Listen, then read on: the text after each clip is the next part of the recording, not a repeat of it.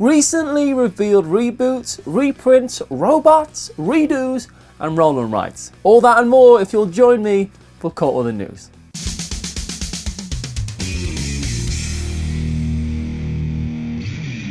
So yes, CMON announced Marvel Zombicide on a Friday right after our news show came out, so we missed it. I mean, who does that? They knew the show was coming out. They didn't.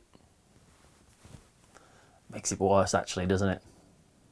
That hits me in the feel bads. We now know a lot more about what to expect from CMON's 50th Kickstarter.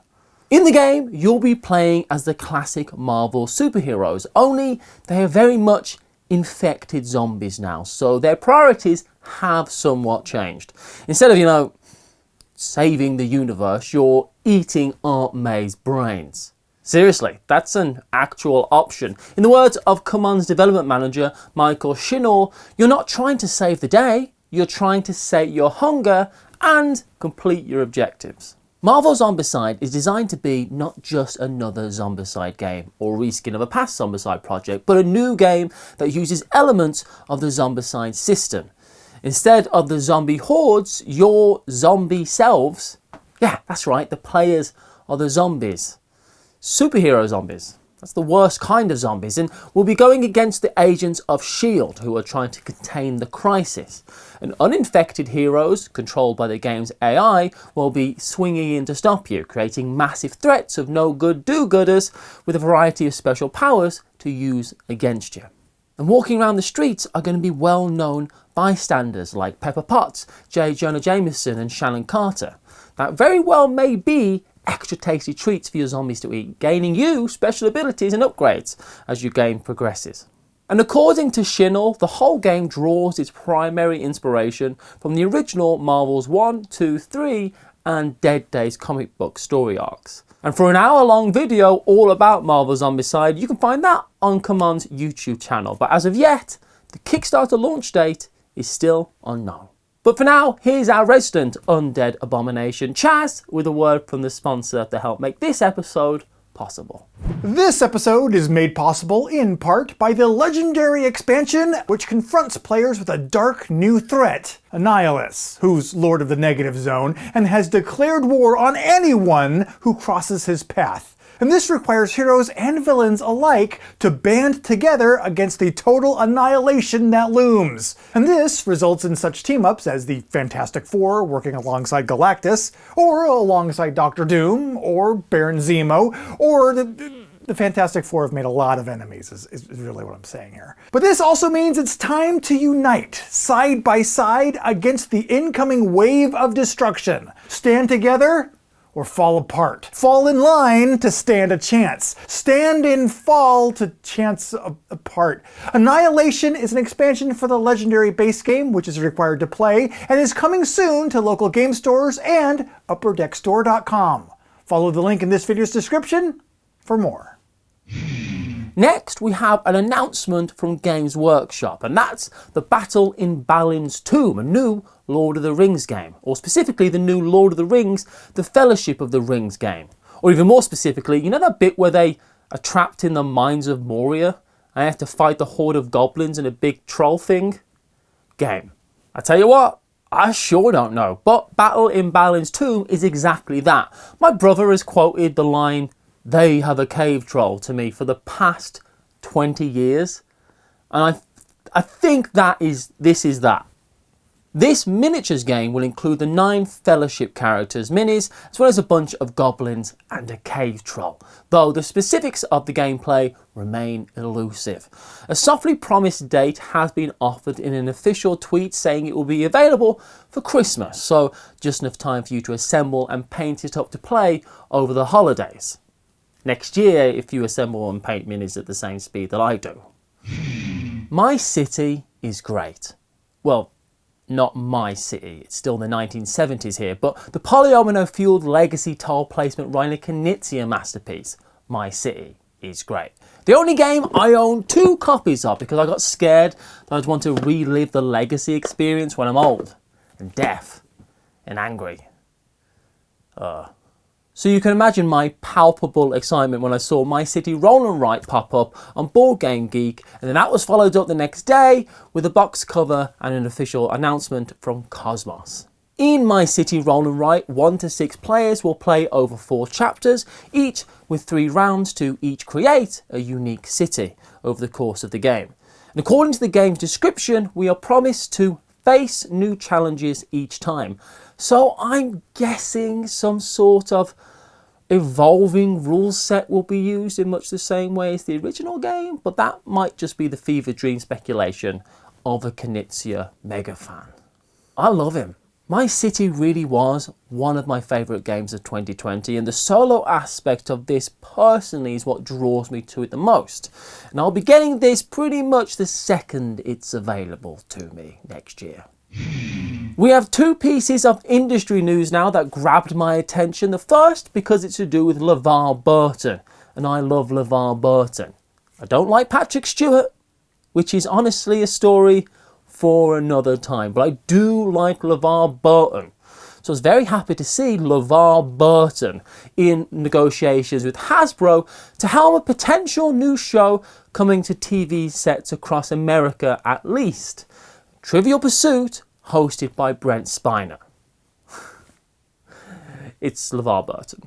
But if trivia board games are going to start being made into TV shows, I'd watch the hell out of Wits and Wagers, Timeline, the 10-day series.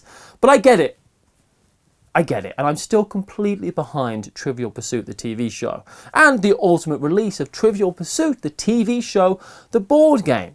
And then Trivial Pursuit, the TV show, the board game, the dice game, if Knizia gets his hands on it. And he'll do it.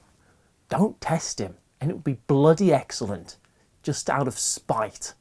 The second piece of industry news is less than great, though you have to hand it to the Chinese customs officers who took to heart the Pokemon mantra of gotta catch 'em all as they seized 7.6 tons of counterfeit Pokemon cards bound for the Netherlands from a company in the Qingdao province. Alright, for context, 7.6 tons is what's known in the business as a whole mess of cards.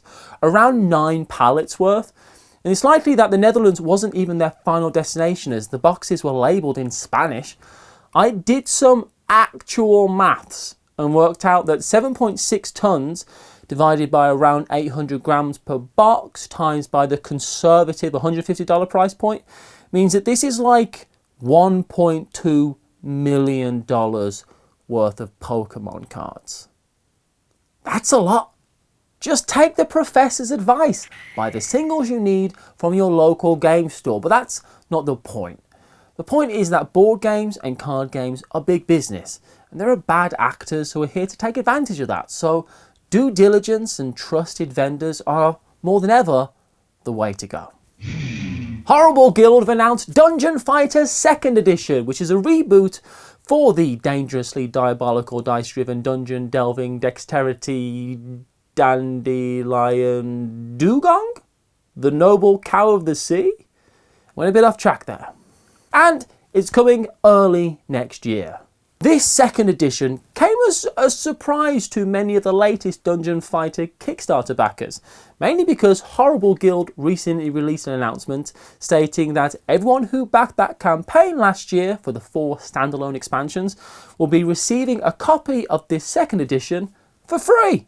It's all being aimed at bringing new players into the game, where players use cooperative dexterity to defeat monsters by throwing dice in unique ways at them.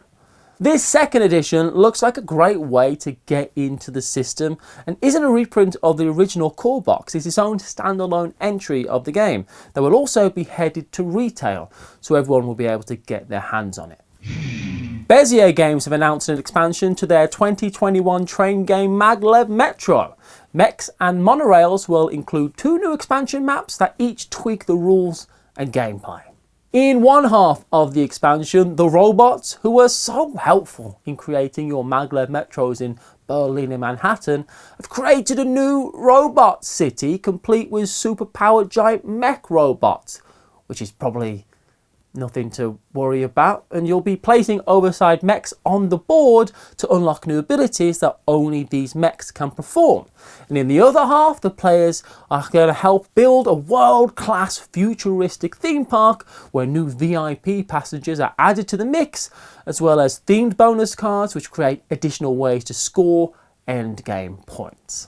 It's the production of Maglev Metro, to me at least, that was enough to make it just stand out of the pack, and this expansion seems to be in keeping with that and makes more ways to mix up the game, taking it slightly, off the rails, and it seems like fun to me. Hey, also, are you into board games? Do you like Azul? Do you live in Quebec and enjoy government-sanctioned gambling? Then boy howdy do I have the news story for you. Specifically, it's this tweet, of course, from Plan B Games about a lottery ticket you buy exclusively in Quebec, along with, I'm sure, other renewable region-specific resources like sustainable electric power and a rich Canadian culture grounded in the French language. That's it. You're welcome, Quebec. Don't say we don't have your back. Great fishing in Quebec. And finally, it wouldn't be an episode of Cult the News if either an anime or a video game wasn't getting a cardboard transformation, and this week it's Mega Man's turn with Mega Man Adventures. Mega Man first came to our Nintendos from Capcom in 1987, where you side-scrolled and platformed your way through a variety of levels, shooting things. It's essentially a bit like Super Mario, only he's got a gun. And a helmet? Safety first, Mega Man.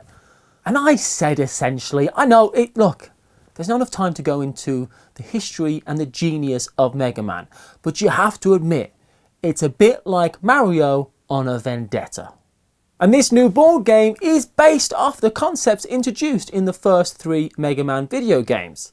In the game, 1 to 4 players cooperatively embark on either a single mission or a series of ongoing adventures in a campaign to defeat a host of robot masters who each control the different stages that you'll need to play through. Through the clever use of shared action cards and bonus abilities, you have to traverse the obstacles and enemies, but once your plan is made, the dice are rolled and you find out just how well your button bashing worked out for you. And at the end of all these stages, you come face to face with Dr. Wily, and if you can outwit him, then you win. Blacklist Games have experience turning video game feelings into excellent board games, with Ultra Quest and Street Masters coming before it, so if you're looking for a fun punch in the nostalgia, then Mega Man Adventures looks like a good way to go. And that's the news. If you'd like to continue your journey with us, you don't need to get off the train right now. Go onwards to the next stop where me and the community attempt to answer all of your board game questions. And I'll see you over there.